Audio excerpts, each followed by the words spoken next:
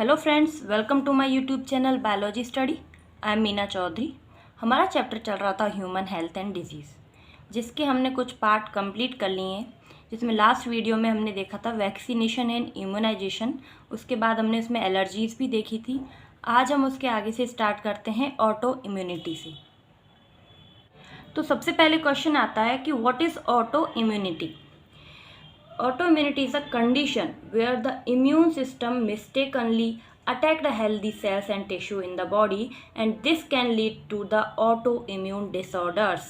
यानी कि ये क्या है, एक कंडीशन है जिसमें जो हमारा इम्यून सिस्टम है वो क्या करता है, मिस्टेकली यानी कि गलती से जो हेल्दी सेल्स है हमारी बॉडीज़ की टिश्यू हैं उनको क्या करता है, हार्म करता है। ठीक है, उनके ऊपर अटैक करता है और इसी वजह से क्या होता है फिर ऑटो इम्यून डिसऑर्डर्स। तो ऑटो इम्यून डिसऑर्डर्स मीन्स यानी कि ऑटो माने सेल्फ, इम्यून मतलब हमारी इम्यूनिटी एंड डिसऑर्डर्स मतलब एबनॉर्मेलिटी। यानी कि जब सेल्फ एंटीजन के अगेंस्ट है, जो हमारी बॉडी में एंटीजन्स प्रेजेंट हैं उन्हीं के अगेंस्ट अगर हमारी बॉडी क्या कर रही है, एंटीबॉडी बना रही है, तो इसी को बोलते हैं ऑटो इम्यून डिसऑर्डर्स। यानी कि इसमें क्या होगा, ये एक ऐसी एबनॉर्मेलिटी है जिसमें जो हमारा इम्यून सिस्टम है वो हमारी खुद की जो बॉडी के एंटीजन्स हैं उनके खिलाफ क्या बना लेते हैं, एंटीबॉडी, जिससे जो हमारी सेल्स एंड टिश्यू हैं वो क्या हो जाती हैं, डिस्ट्रॉय। ठीक है, तो अब थोड़ा समझ आया होगा, अब इसको रीड कर लेते हैं। Memory based acquired immunity evolved in higher vertebrates based on the ability to differentiate foreign organism, example pathogens, from self cells। तो इसका क्या मतलब है कि जो हमारी इम्यूनिटी थी वो दो टाइप्स की थी, innate immunity and acquired immunity. तो जो एक्वायर्ड इम्यूनिटी थी वो क्या थी, मेमोरी बेस्ड थी। ठीक है, वो क्या बना रही थी, मेमोरी बना रही थी। तो ये जो मेमोरी बेस्ड एक्वायर्ड इम्यूनिटी है ये इवॉल्व हुई थी हायर वर्टिब्रेट्स में। किसके आधार पे कि जो डिफरेंशिएट करने की एबिलिटी है हमारी जो बॉडी है उसकी, कि ये फॉरेन ऑर्गेनिज्म का सेल है और ये हमारा खुद का सेल है। तो इसको डिफरेंशिएट करने की जो एबिलिटी है वो पाई जाती है जो एक्वायर्ड इम्यूनिटी है उसके अंदर। ठीक है, हायर वर्टिब्रेट्स में। लेकिन फिर क्या होता है, जो ये ऑटो इम्यून डिसऑर्डर, इसके अंदर जो हमारी एक्वायर्ड इम्यूनिटी थी वो क्या कर रही है, जो डिफरेंशिएट करने की जो एबिलिटी है उसमें खो जाती है। पता नहीं कुछ कोई कारण होते हैं जिसकी वजह से कि वो हमारी बॉडी के और जो बाहर की ऑर्गेनिज्म की कोई बॉडी के सेल्स हैं उनके बीच डिफरेंशिएट नहीं कर पाती है और खुद की जो बॉडी है उसके जो एंटीजन्स हैं उनके अगेंस्ट क्या बना लेती हैं, एंटीबॉडी। ठीक है, और उससे क्या हो जाता है, जो हमारे सेल्स और टिश्यूज़ होते हैं वो क्या हो जाते हैं, डिस्ट्रॉय हो जाते हैं।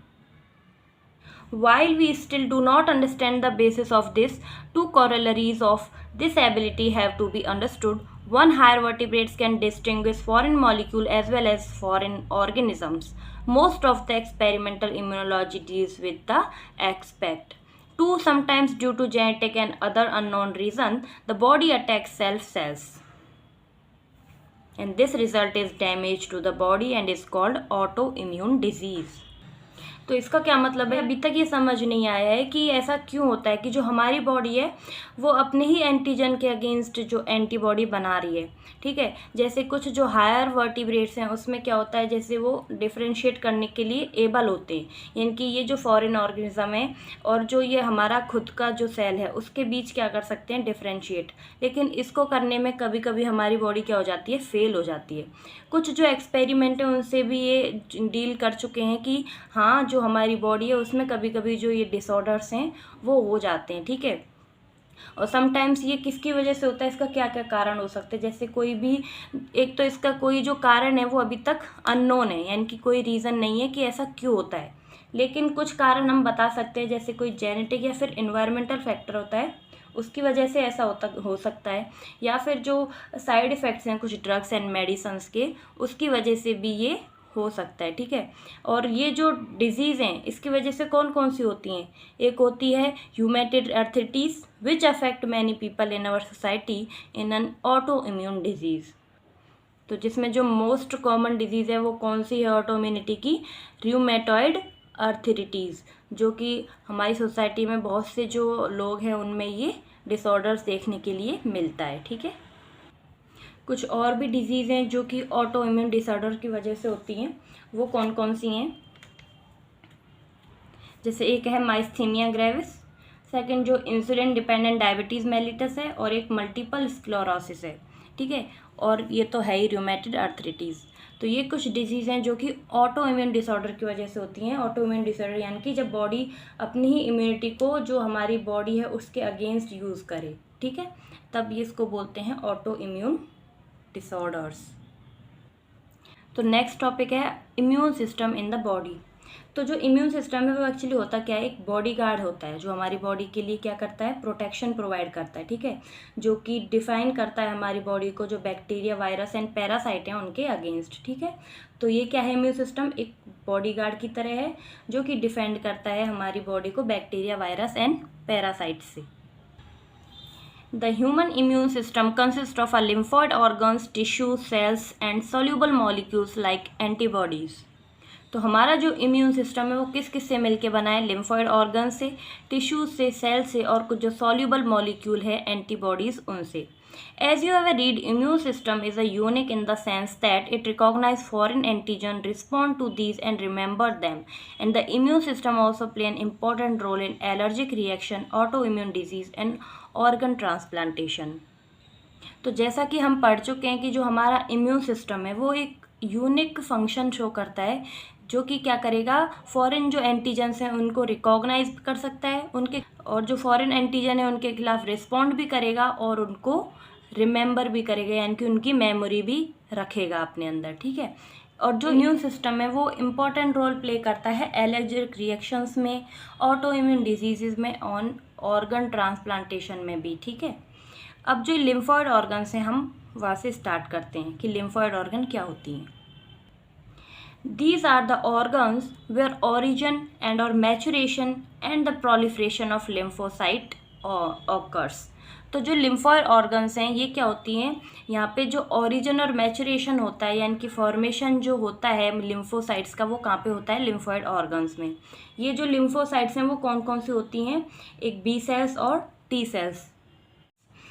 तो अब जो ये लिम्फॉइड ऑर्गन्स हैं वो दो टाइप्स की हैं, primary lymphoid organ and secondary lymphoid organ. The primary lymphoid organs are bone marrow and thymus, where the immature lymphocyte differentiate into antigen sensitive lymphocytes. तो जो प्राइमरी लिम्फॉइड ऑर्गन है वो कौन सी हैं, बोन मैरो एंड थाइमस, ठीक है। और बाकी जो लिम्फॉइड ऑर्गन्स हैं वो कौन सी हैं, सेकेंडरी, ठीक है। तो प्राइमरी तो आएंगी बस दो ही, बोन मैरो एंड थाइमस, क्योंकि यहीं पे जो बी सेल्स और टी सेल्स हैं यहाँ क्या इनका क्या होगा, बोन मैरो में ही ओरिजिन होता है और मैचुरेशन इनका अलग अलग होता है। जो बी सेल्स हैं उनका मैचुरेशन तो बोन मैरो में होगा, लेकिन जो टी सेल है उनका मैचुरेशन होता है थाइमस में, ठीक है। यानी कि हमने देखी जो B cells and T cells हैं, ठीक है, ये जो ऑर्गन्स हैं यहाँ कहाँ पे पाई जा रही हैं, primary lymphoid organ, secondary lymphoid organs में। अब जो प्राइमरी लिम्फॉइड ऑर्गन हैं इनमें तो इनका ओरिजिन एंड मैचुरेशन होता है बी एंड टी सेल्स का, ठीक है। सेकेंडरी जो लिम्फॉइड ऑर्गन्स हैं इनमें ये क्या होता है, बी और टी सेल्स डिफरेंशिएट होती हैं और प्रोलिफरेट होती है, ठीक है। After maturation, the lymphocyte migrate to secondary lymphoid organ like spleen, lymph node, tonsils, Peyer's patches of small intestine and appendix. तो अब जब प्राइमरी लिम्फॉइड ऑर्गन में इन जो लिम्फोसाइट्स हैं इनका मैचुरेशन हो जाएगा, उसके बाद ये कहाँ पे माइग्रेट कर जाएंगे, सेकेंडरी लिम्फॉइड ऑर्गन्स में। अब जो सेकेंडरी लिम्फॉइड ऑर्गन्स हैं वो कौन कौन सी होती हैं, स्प्लीन, लिम्फ नोड, टॉन्सिल्स, पियर पैचेस, और मतलब जो स्मॉल इंटेस्टाइन में पाई जाती हैं, और जो अपेंडिक्स है उसमें, ठीक है। अब ये जो सेकेंडरी लिम्फॉइड ऑर्गन्स हैं इनमें जो माल्ट होता है ना, माल्ट जो है वो मैक्सिमम अमाउंट में इनकी 50% पाया जाता है, ठीक है, हमारी बॉडी के अंदर। और जो स्प्लीन है, स्प्लीन क्या है, एक लार्जेस्ट लिम्फॉइड ऑर्गन है, ठीक है, ठीक है। तो क्या है, जो माल्ट है, माल्ट ऑर्गन्स जो होती हैं वो मैक्सिमम अमाउंट में पाई जाती है हमारी बॉडी के अंदर, और स्प्लीन क्या है, एक लार्जेस्ट लिम्फॉइड ऑर्गन है, ठीक है। And the secondary lymphoid organ provide the site for the interaction of lymphocyte with the antigen. अब जो ये सेकेंडरी लिम्फॉइड ऑर्गन है ये क्या करती हैं, साइट प्रोवाइड करती हैं किसको, लिम्फोसाइट्स को, ताकि ये जो एंटीजन है उनसे क्या हो पाएँ, इंटरेक्ट हो पाएँ, उनसे जुड़ पाएँ। Which then proliferate to become effector cell. उसके बाद क्या करती हैं, डिवाइड हो जाती हैं, इफेक्टर सेल बना लेती हैं, ठीक है। And the location of various lymphoid organ in the human body shown in figure 8.5। अब जो लोकेशन है लिम्फोइड ऑर्गन्स की वो दी हुई है जो 8.5 फिगर है उसके अंदर, जिसमें यहाँ पे प्रेजेंट है लिम्फ नोड्स, ये है थाइमस, और ये क्या है, लिम्फेटिक वेसल्स, ठीक है। The bone marrow is the main lymphoid organ where all blood cells including lymphocytes are produced. तो बोन मैरो क्या है, एक मेन लिम्फॉइड ऑर्गन है जहाँ पे सभी जो ब्लड सेल्स हैं इंक्लूडिंग जो लिम्फोसाइट हैं वो वहाँ पे क्या करती हैं, बनती हैं, ठीक है। And the thymus is a lobed organ located near the heart and beneath the breast bone.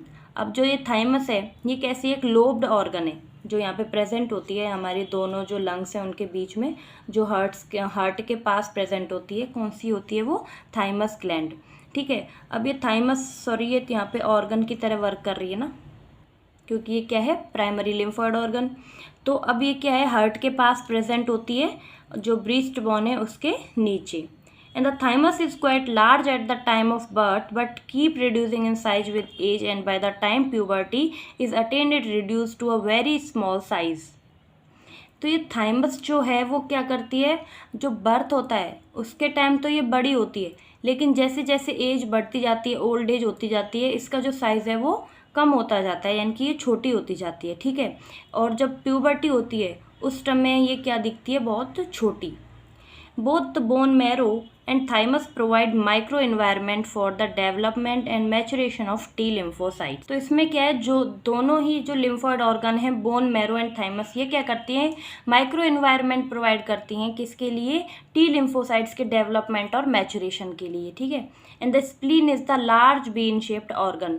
इनमें जो स्प्लीन है वो क्या है, लार्ज बीन शेप्ड ऑर्गन है, यानी कि लार्जेस्ट लिम्फोइड ऑर्गन है, ठीक है। It mainly contain lymphocytes and phagocyte.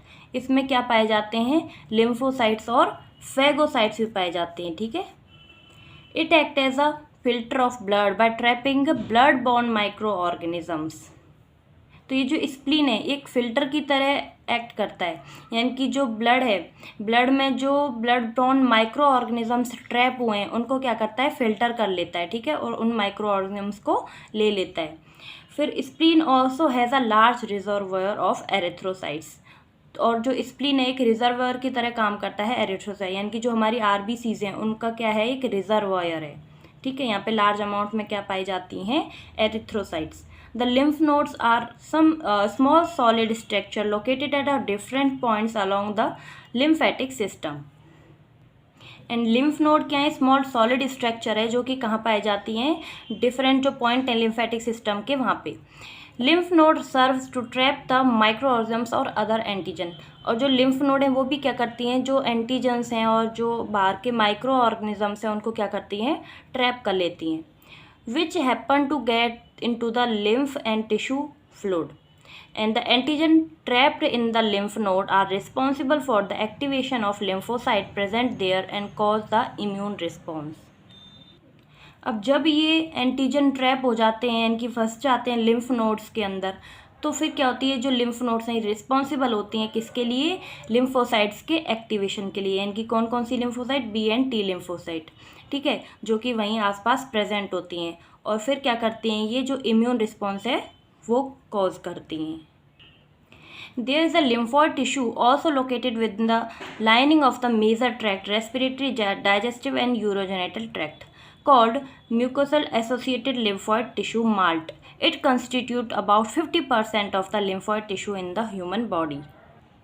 अब कुछ जो लिम्फोइड टिश्यू हैं वो कहाँ पे पाए जाते हैं, जो लाइनिंग होती है मेजर ट्रैक्ट्स की, यानी कि जैसे रेस्पिरेटरी ट्रैक्ट की लाइनिंग है या फिर डाइजेस्टिव ट्रैक्ट की लाइनिंग है, जो यूरिनोजेनेटल ट्रैक्ट है उसकी लाइनिंग है, वहाँ पे जो ये प्रेजेंट होती हैं इनको बोलते हैं माल्ट, जो मैंने भी आपको ऊपर बताया था। ये लगभग जो है 50% पार्ट जो होता है लिम्फोइड टिश्यू का हमारी ह्यूमन बॉडी में, वो कौन बनाता है, माल्ट। और लार्जेस्ट जो लिम्फोइड ऑर्गन है वो कौन सी है, स्प्लीन, ठीक है। तो इसमें हमने क्या देखा, जो लिम्फोइड ऑर्गन है वो कितने टाइप्स की हैं, दो टाइप की, primary lymphoid organ and secondary lymphoid organ. Primary lymphoid organ कौन सी हैं, bone marrow and thymus. Secondary lymphoid organ कौन सी है? टॉन्सिल्स हो गए, लिम्फ नोड है, स्प्लीन है, पियर्स पैचेस है, मार्ट है, ठीक है, ये क्या है? Secondary lymphoid organ. अब जो बी सेल्स और टी लिम्फोसाइट सेल्स हैं, इनका जो ओरिजिन एंड मैचुरेशन तो कहाँ पे होता है? बोन मैरो एंड थाइमस में, ठीक है। और जो इनका डिफरेंशिएशन है और प्रोलिफरेशन है वो कहाँ पे होगा? सेकेंडरी लिम्फोइड ऑर्गन में, क्योंकि जब ये मैच्योर हो जाती हैं तब ये कहाँ पे माइग्रेट कर जाती हैं? सेकेंडरी लिम्फोइड ऑर्गन्स में, और वहाँ पे जाके फिर ये क्या करती हैं? जो ये सेकेंडरी लिम्फोइड ऑर्गन है, ये जब एंटीजन को ट्रैप कर लेती हैं तो फिर ये जो लिम्फोसाइट्स हैं वो क्या करेंगी? जो इम्यून रिस्पॉन्स है वो शो करेंगी, ठीक है, इम्यून रिस्पॉन्स देंगी, और फिर जो एंटीजन है उसके अगेंस्ट क्या बना लेंगी? एंटीबॉडी बना लेंगी, ठीक है। और इनमें जो लार्जेस्ट लिम्फोइड ऑर्गन है वो स्प्लीन है, और जो मैक्सिमम यानी कि 50% ऑफ लिम्फोइड जो टिश्यू है वो किससे बनता है? माल्ट से, ठीक है। इसमें जो माल्ट है वो क्या कर रही है? 50% लिम्फोइड टिश्यू बना रही है, ठीक है। इनकी सबसे ज़्यादा तो कौन बनाती है? माल्ट, और सबसे बड़ा क्या है? स्प्लीन, ठीक है। तो आज हम इतना ही करेंगे। आई होप कि आपको वीडियो अच्छी लगी हो, और कोई भी डाउट हो तो मुझे कमेंट बॉक्स में बताएं। अगर वीडियो अच्छी लगी हो तो please like, share and subscribe करें। अब मिलते हैं नेक्स्ट वीडियो में, तब तक के लिए bye bye, take care, thank you.